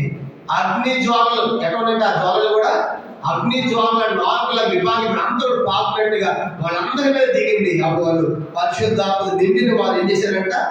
అన్య భాషలతో మాట్లాడసాగి. కాబట్టి అన్య భాషలు అంటే అర్థము, అన్య భాషలు అంటే అన్ని భాషలు. అన్ని భాషలు చెప్పండి. వాళ్ళకి ఇప్పుడు రాని భాష అంటూ లేదు. ఎవరికి? అపోస్తలులకి. ఏ భాష? వాస్తవానికి వాళ్ళ భాష వచ్చేవాళ్ళు. ఇప్పుడు వాళ్ళ స్వాత ప్రకటించాలి. వాళ్ళకి ఎన్ని భాషలు రావాలి? అన్ని భాషలు రావాలి. అన్ని భాషలు రావాలంటే ఇప్పుడు మన స్కూల్కి వెళ్ళామనుకోండి గ్రామర్ కోసం, కానీ ఒక భాషే తిప్పలు పడుతుంది. మిగతా భాషలు దేవుడు తీసుకునే అద్భుతం ఏంటంటే పరిశుద్ధాత్మ దేవుడు భూమి మీద తీసుకొచ్చాడు. వేసి వెళ్ళిపోతాడు. ప్రభావాడు కదా, నేను వెళ్ళిపోతే కదా ఆయన మీ ఎందుకు రావడం 16 చెప్పాడు. నేను వెళ్ళిపోయేది మంచిది. నేను వెళ్ళిపోయిన తర్వాత పరిశుద్ధాత్మ దేవుడు వస్తాడు అని మిమ్మల్ని సర్వసత్యంలోనికి నడిపిస్తాడు. ఏం చెప్పి బోధిస్తాడు అని చెప్పాడు కదా. దేశం వెళ్ళిపోయాడు. 50వ దినం పరలోకంలో పరిశుద్ధాత్మ దేవుడు భూమి మీదకు దిగాడు. 12 మంది నింపబడ్డారు ఆత్మతో. ఎన్నో దినం అంట? 50వ దినం. ఎన్నో దినం అంట? 50. అంటే కొత్త నిబంధనలో 50వ దినమున పరిశుద్ధాత్మ దేవుడు దిగాడని మనకి అర్థమవుతుంది. అయితే ఇప్పుడు 50వ దినం అనేది 50వ దినం చూసినప్పుడు పాత నిబంధనలో కూడా 50వ దినంలో ఒక స్పెషల్ లేవియాకాండము 23వ అధ్యాయం చూడండి. లేవియాకాండము 23వ అధ్యాయము మనం గమనించామంటే లేవియాకాండం 23వ అధ్యాయం లేవ్యాకాండము 23వ అధ్యాయము మొట్టమొదట 5వ వచనం. లేవ్యాకాండం 23వ అధ్యాయము. ఈ పస్కా పండుగ అనేది పెంతెకోస్తు రెండు కూడా పక్క పక్కన వస్తాయి. ఎటువంటి వచ్చే పండుగలు ఇవన్నీ కూడా. లేవ్యాకాండము 23వ అధ్యాయము 5వ.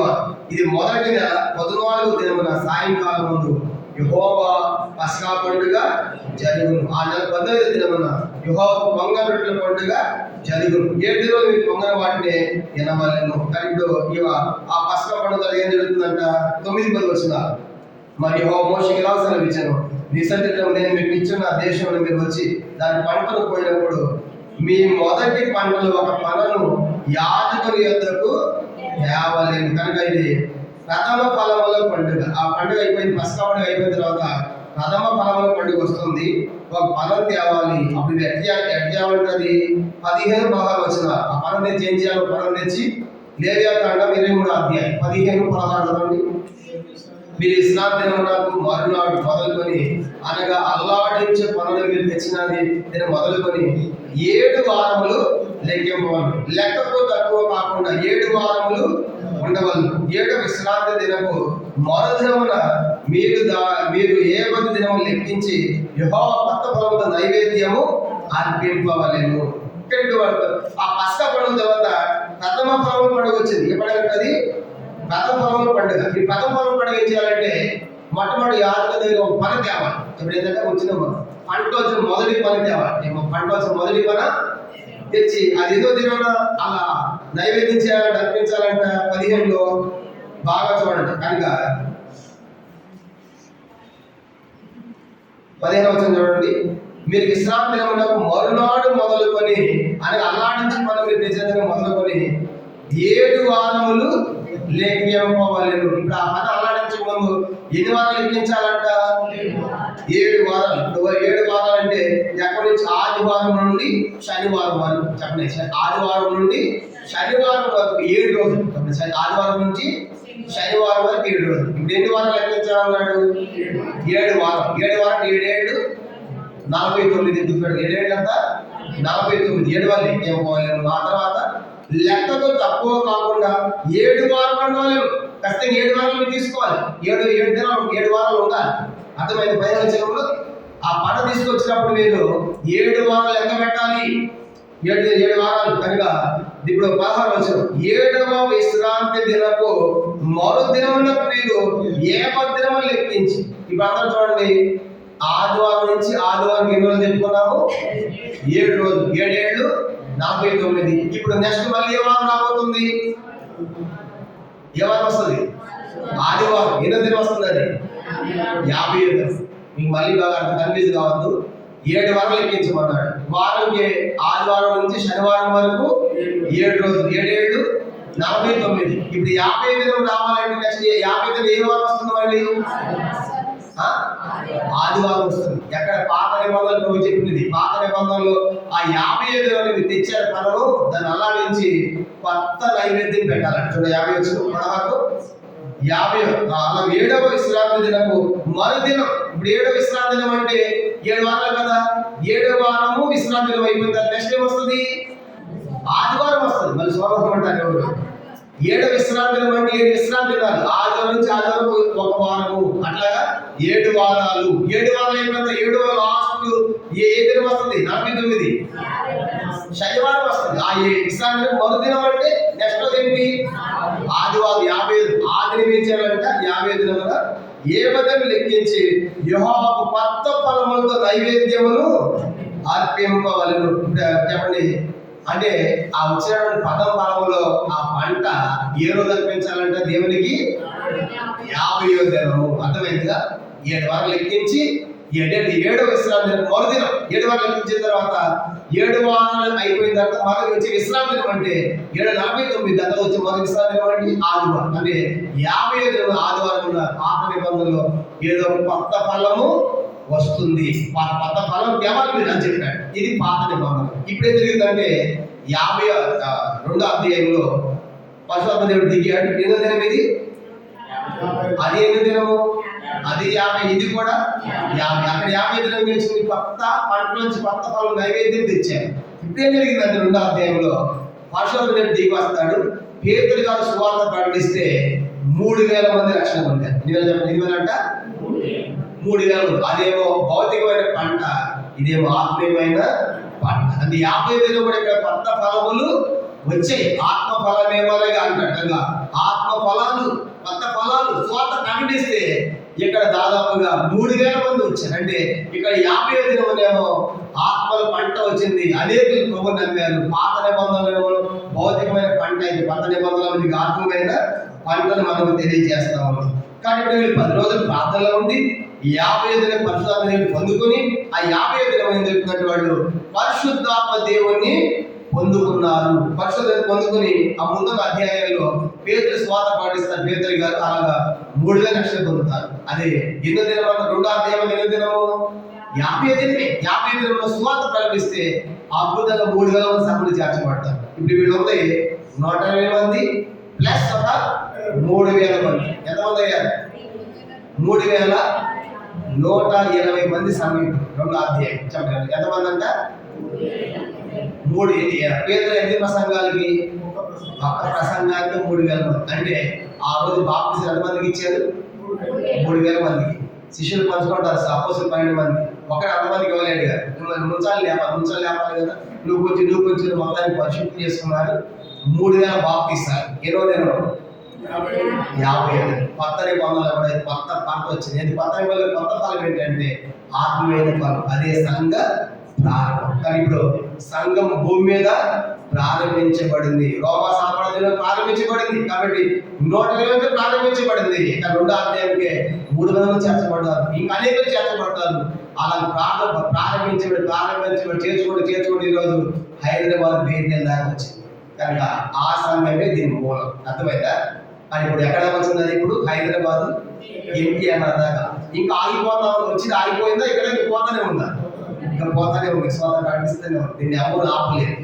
ఇది ఒక జీవజల నది. చెప్పలేదంటే జీవజల. దీన్ని ఆడుకొట్టుకొని పోయాడు. ఎంతో మంది ఆపాలని చూశారు. సువార్త ఆపాలి. క్రైస్తవులు వచ్చారు. మొదటి శతాబ్దం ప్రయత్నాలు చేస్తున్నారు. దీన్ని ఎవరు ఆపలేకపోతున్నారు. 120 మంది 3,000 మంది అలాగా పెంచుకుంటా ఆ యొక్క పర్వతములాగా మహాపర్వతములాగా అయిపోయింది సార్. అది దాని గ్రంథంలో దానికి ఒక దర్శనం వస్తుంది. కనుక తలేమో బంగారంతో ఉంది, అది బబులోను సామ్రాజ్యం. రొమ్ముల భుజములేమో వెండితో ఉంది, అది మాది పారసీక సామ్రాజ్యం. పొట్ట ఉదరము తొడలేమో ఇత్తడిగా ఉంది, అది గ్రీక్ సామ్రాజ్యం. కాళ్ళు మోకాళ్ళు పాదములేమో కొంత ఇనుము కొంత మట్టి, అది రోమా సామ్రాజ్యం. అక్కడ ఏమంటాడంటే చెప్తా బబులోను రాజా, బబులోను సామ్రాజ్యం తర్వాత మాదీలు వస్తారు, గ్రీకులు వస్తారు, ఆ తర్వాత రోమీలు వస్తారు అని చెప్పిన తర్వాత ఆ రాజుల కాలంలో దేవుడు ఒక రాజ్యమును స్థాపించును. 2 4 అధ్యాయాలు దానిలో ఒక రాజ్యాన్ని స్థాపిస్తాడు. దానికి అన్నిటికీ నాశనము కలుగదు. అది పొందిన వారికి మరి ఎవరికి చెందదంటాడు. ఆ ప్రతిభ ఏమైపోయిందంటే రోమా సామ్రాజ్యం తర్వాత ఒక రాయి అంట పైనుంచి దిగిందంటే చేతి సహాయం లేని రాయి వచ్చి ఈ ప్రతిభను బొమ్మని మొత్తం దంచేసింది. అంటే ఈ రాజ్యాలన్నీ ఏమైపోయినాయి? ఎగిరిపోయినాయి. ఆ రాయి అంట దినదినానికి కూడా అది మహాపర్వతమైందంట. దాన్ని చెప్పాడు. ఏంటి ఆ రాయి అంటే మీ నిరాకరించిన రాయి ఆయన మూలకు ఆయన ఈశ్వరుడు. అంటే ఆ రాజ్యాలకు పోయింది. ఆ రాజుల కాలంలో దేవుడు ఒక రాజ్యాన్ని స్థాపిస్తాడు. ఏ రాజుల కాలంలో? ఆ 4 రాజులు పోయినాయి. కానీ దేశవాళ్ళు కూడా సిలివేస్ సామ్రాజ్యంలో రోమా సామ్రాజ్యంలోనే మరొక రాజ్యం పుట్టింది. ఏ రాజు? అదే క్రీస్తు రాజ్యం, అదే సంఘం. కాబట్టి అందుకే దాని చెప్పే ప్రవచనం నెరవేరుతుంది. కనుక దాని 2 అర్థాలు చెప్పాడు కదా. ఆ రాజ్యం ఆ రాజుల కాలంలో జరుగుతుంది. కనుక పైన రాజుల కాలం అలాగట్టు ఇది రోమా సామ్రాజ్య కాలంలో ఇది జరిగింది. అలాగే సంఘానికి బీజం పడింది. ఇదేమైపోయిన దినానికి కూడా ఇది మహాపర్వతంలాగా ఇది విస్తరించింది. అలాగే వచ్చింది. ఈరోజు ఎంతమంది అంటే సంఘము లక్షల కోట్ల మంది. చెప్పండి ఎంతమంది దేవుని సంఘము? కానీ మనం ఒక్కరు అనుకుంటాం క్రైస్తవులు చాలా తక్కువ అనుకుంటాం. క్రైస్తవులు తక్కువ కాదు. క్రైస్తవులు పండుగ 200 దేశాలు జరుగుతుంది. క్రిస్మస్ గురించి చెప్పాం కదా. కనుక ఇంత దేశాలు స్ప్రెడ్ అయింది. ఎక్కడి నుంచి ప్రారంభమైంది? యెరూషలేములో 120 మంది ప్రారంభమైన సంఘం ఈరోజు లక్షల కోట్లకు వెళ్ళిపోయింది. ప్రపంచం అంతటా వెళ్ళిపోయింది. అన్ని ఖండాలకి ప్రాప్తింది. ఇది వెళుతూనే ఉంటుంది కదా. దీన్ని ఎవరు ఆపలేదు. చూసారు దీనికోసం ఎంతో మంది ప్రాణాలు పెట్టారు.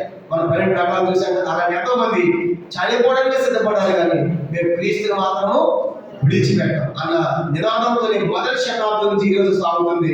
ఇలా 50 ఒక కొత్త కాలం వచ్చింది. 50 సంఘం ప్రారంభమైంది. అది యేసు గారు పిలాతు అన్నప్పుడు నువ్వు రాజు అని అడుగుతాడు. అంటే నేను రాజుని అనుకోని రాజువేది, రాజులో దాని సింహాసనం ఉంది, సౌలు రాజు నీకు ఉండాలి కదా, ఇప్పుడు నేను రాజుని, పిలాతు నాకు సింహాసనం నీకు ఉండాలి కదా అన్నాడు. అప్పుడు అన్నాడు నా రాజు సంబంధమైనది కాదు కనుక ఏ సంబంధం నా సార్లు పోరాడేవాడు, నాకు ఈ సంబంధమైంది కాదు రాజు నేను రాజుని అన్నాడు కనుక ఆయన రాజే.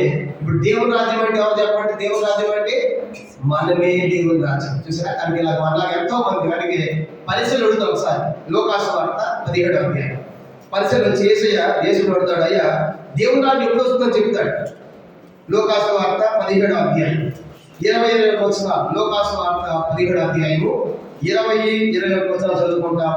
లోకాసు వార్త 17వ అధ్యాయము 20 వచ్చిన చదువుదాము. దేవుని రాజ్యం ఎప్పుడు వచ్చిందని పరిశీలన ఆయన అడిగినప్పుడు ఆయన దేవుని రాజ్యం ప్రత్యక్షముగా రాదు, ఎందుకనగా ఇదిగో దేవుని రాజ్యము మీ మధ్యనే ఉన్నది. పైన దిగదు దేవుని రాజ్యం, కానీ మీ మధ్యనే ఉంది. ఇదిగో అక్కడని ఇది ఎక్కడని చెప్ప వీలు పడిన వారికి వస్తాను ఇచ్చాను. పరిశీలన అయ్యా నీ రాజ్యం ఎప్పుడు వస్తుంది అన్నప్పుడు నా ప్రత్యేక పైన దేవదు, నా రాజ్యం మీ మధ్యనే ఉంది. ఎవరి మధ్య ఉందంటే మీ మధ్యనే ఉంది. ముందు వాళ్ళ మధ్య మార్క్స్ 9వ అధ్యాయం మార్క్స్ 9వ అధ్యాయం మార్కు సువార్త 9వ అధ్యాయం మొదటి వచనం మార్కు సువార్త 9వ అధ్యాయము మొదటి వచనం మార్కు సువార్త 9వ అధ్యాయము మొదటి వచనం మనం చదువుకుంటాము. మరియు ఆయన ఇక్కడ నిలిచిన వారిలో కొంత దేవుని రాజ్యం బలముతో వచ్చి చూసి వరకు మాటము రుచి చూడని నిశ్చయంగా మీతో చెప్పు. ఇది శిష్యులు చెప్పారు. శిష్యులు కొంతమంది దేవుని రాజ్యము బలముతో వచ్చేది చూస్తారు, వాళ్ళు చనిపోవాలని చెప్పారు. శిష్యులు చూసారా లేదా? దేవుని రాజ్యాన్ని శిష్యులు చూసారా లేదా? చూశారు. వాళ్ళ మీద కొంచెం దిగాడు. సొంత కనిపిస్తారు, తెలుసుగా మీరు కొంతమంది దేవుని రాజ్యం చూస్తారు. ఇప్పుడు దేవుని రాజ్యం అంటే ఎవరు? మనమే దేవుని రాజు. దేశంలో నమ్మిన వారే. అందుకే ప్రకటన 1:6 మనమే రాజులని యాజక సమూహం దేవుని రాజ్యం. దేవుని రాజ్యం అంటే మనమే. కాబట్టి మనమే దేవుని రాజ్యం. కానీ ఎంత అద్భుతం అంటే ఆ 50వ దినమున ఒక పాత నిబంధనలోనైతే పర్వఫలముల పంటలు పంపిస్తూ రావాలి, అది అర్పించాలి, కొత్త నైవేద్యం చేయాలి. అది కొత్త నిబంధనలు 50 దినమున ఒక ఆత్మీయమైన పంట వచ్చిందని మనం చూస్తాం. దీన్ని బట్టి మనకి ఏమర్థం అవుతుందంటే దేవుని వాళ్ళు ఎంత దేవుడు చెప్పిన వాళ్ళు ఏది కూడా తగ్గిపోవడం లేదు, వందలు మాకు జరుగుతూ ఉంది. అలాగే 50వ దినంలో వాళ్ళు వర్షధారని పొందుతున్నారు. అలాగే ఏమవుతుందంటే ఈ యొక్క సంఘం దినదినానికి కూడా విస్తరించుకుంటానే కలిగేది. మరి గమనించామంటే యెరూషలేము దాటిని, యోధా దాటిని, సమరయ దాటిని, అలాగే ఆసియా ఖండం, అన్ని ఖండాలకు వెళ్ళిపోయింది. లేదు ప్రపంచం అంతటికీ సంఘం పోయింది. కనుక దీన్ని ఎవరు కూడా ఆపలేకపోతున్నారు, ఇంకా విస్తరిస్తూనే ఉంది. కానీ ఈరోజు యేసుని నమ్మిన వారు పెద్ద మార్గం చెప్పండి క్రైస్తవులు ప్రపంచంలో క్రైస్తవులు. కనుక మెజారిటీ పీపుల్ ఎవరంటే క్రైస్తవులు. ఉన్నతమైన ఎక్కువ మంది ప్రభు నమ్మిన వారు. ఈరోజు దేశంలో ఎన్ని జాతుల్లో, అందుకే ప్రకటన 8:9, 9:10 ఆయా జాతుల నుంచి ఆయా ప్రజలకు రక్తం ఇచ్చి కొన్న ఒక జాతి కాదు, ఒక ప్రజ కాదు, ఒక దేశం కాదు, ఒక భాష కాదు, అలా ప్రభు అందరినీ కొన్నాడు. ఈరోజు ఆ రాయవేది మహా పర్వతం అంతా అయిపోయింది. అలా అక్కడ ప్రారంభించబడి బేతేల్ దాకా, ఎన్టీఆర్ దాకా వచ్చింది. కనుక అక్కడ సంఘమే దాని యొక్క మూలాలే మనం అన్నమాట. కాబట్టి ఇక్కడ దాచినట్టే ఇంకేం జరిగిందో 2వ అధ్యాయం వచ్చే వారం మనం కొనసాగిస్తాం. ఇంకా మొదటి సంగతి పూర్తి అవ్వలేదు కనుక టైం అయిపోయిందని ముగించేస్తాం. వచ్చేది మనం ముందున్న దినాలు మనం కొనసాగిస్తాం. ప్రార్థన మోకరించండి, ప్రార్థన చేసుకుంటాం.